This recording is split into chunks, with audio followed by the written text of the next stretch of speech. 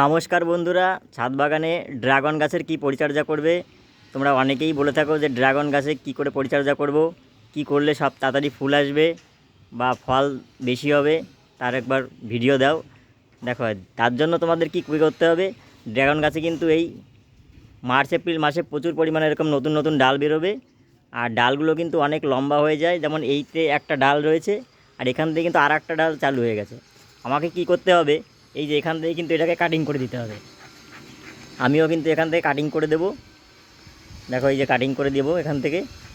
আর দেখো, এই ডালটা কিন্তু এখান থেকে কাটিং করে দিয়েছি। তাহলে কি হবে, এই যে যে মোটা ডালটা, এর যে গাছের শক্তি এখানে কিন্তু স্টপ হয়ে যাবে।